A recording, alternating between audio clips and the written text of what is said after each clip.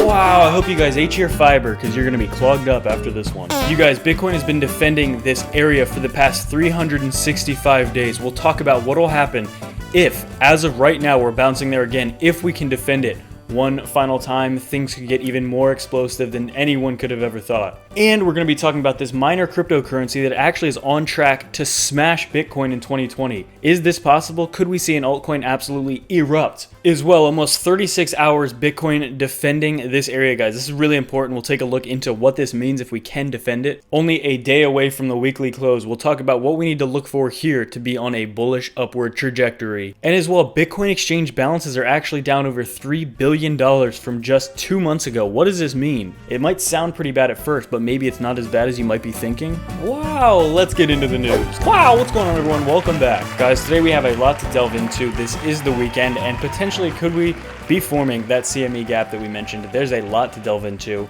Bitcoin is still currently on the brink, and the next move is absolutely critical. I cannot overstate this enough. We could be breaking a 2.5-year downtrend for sure, or we could be plummeting now and setting some very bad levels on the charts. And we'll show you the best case scenario for both, guys, because this is absolutely critical. Before we do, guys, make sure this is your second to last day to get 50% off every single Ledger Nano SDU order, pinned in the comments and in the description. Make sure you take advantage of that urgently. As well, you guys, make sure to follow my second YouTube channel at the very top of the description and in the comments as well. We're going to be uploading our first video on there this week. Absolutely huge. Guys, as well, make sure to join the Discord. We have so much going on in there. Specifically, we have a charting and trading channel that is very active. Okay, guys, very good ideas and a lot of opinions in there. Definitely don't want to miss out on that. Join the Discord below. Wow, huge. So guys, make sure if you want to win a ledger, hit that comment, like, subscribe, and we can get into the content. Wow, and the TA is just heating up every single day. Here we go. This is the entire cryptocurrency market cap, and we have a specific altcoin that I've been following for a while. A lot of you guys might know what it is, but we're going to be talking about that in this episode. It's very exciting. This is not going to pass Bitcoin. However, the percentage gains very potentially could. Already this year, it's been very impressive, and you are not going to want to miss out on this update. So guys, here on the weekly chart, we have a pretty nice looking green candle still. We have right around a little over 24 hours until we have this close here on the weekly, and that's very important. We want to watch out for that. As well, Bitcoin has been defending this $9,200 level like clockwork, okay? It's been crucial. We're just really squinching down on this time period. You can see this is the descending line, and this is the horizontal line of support, descending line of resistance. Not a lot of time left, guys. I think we're going to see a move here soon, and it's going to be a big one. We need either a fierce rejection or an absolute massive increase in volume and a breakout of this area to at least the 10.5K level. In addition to the downside, we are still eyeing up that 8,800 specifically dollar level for good support if we would get pushed below that, okay? We have this ascending line of support for the past 6 years, and as well, we defended this $8,800 level absolutely perfectly when we first broke out at the end of April, and as well when we came back to retest it just exactly a week ago as well. Okay, so this level's been huge.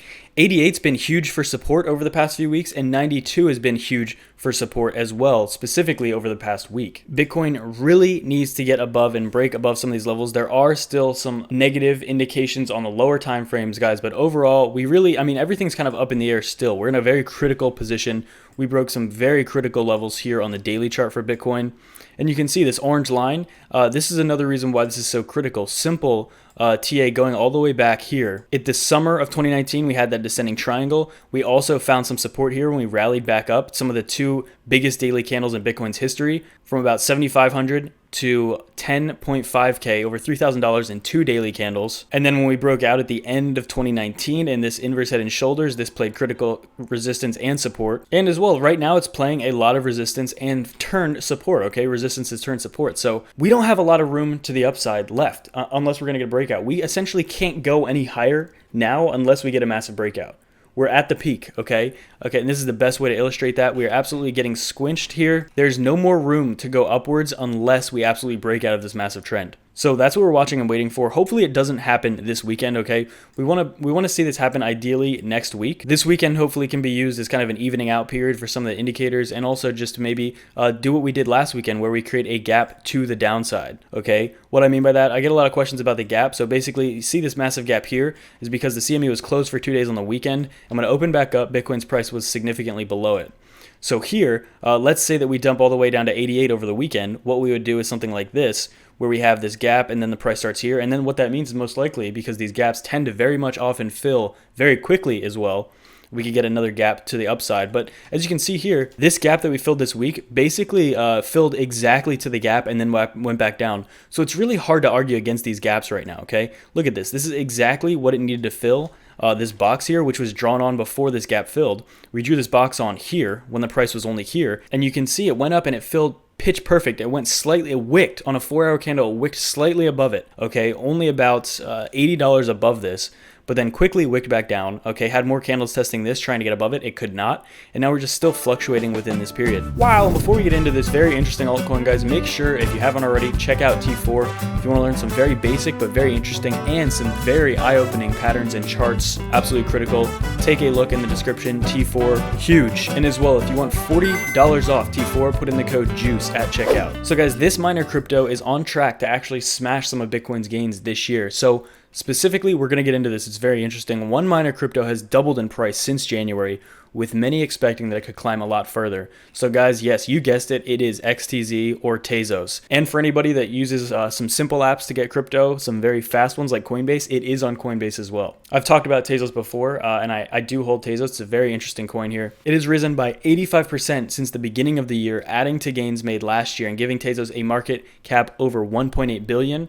It was 15th in the cryptocurrency market cap ranking, okay, at the beginning of this year. Now it's in the top 10 cryptocurrency. So this by no means is a very small crypto. It's in there. It's in the top 10 now. It allows projects to build on Tezos, okay? So a lot of people are interested in this. Maddie Greenspan says here, several projects I'm currently advising are using it, Tezos. As well, the tokenomics are structured in a way that a lot of the incoming supply are diverted to staking and taken off the market. That's a really cool thing as well. So this is not proof of work like Bitcoin, it's proof of stake. I'm sure many of you guys, if you've bought on Coinbase, you see that you're gaining Tezos basically by just holding it there. Very interesting. Proof of stake blockchains are generally thought to be more scalable and less resource intensive, as they don't require miners to solve complex math problems. And if Tezos holders' funds are stored in certain wallets, they can stake Tezos and receive additional tokens as a reward for creating and verifying new blocks on the chain. So it is a different structure than Bitcoin, okay? And some people might not like it. Again, we cover Bitcoin every day on this, so there are going to be people that don't like Tezos in the comments.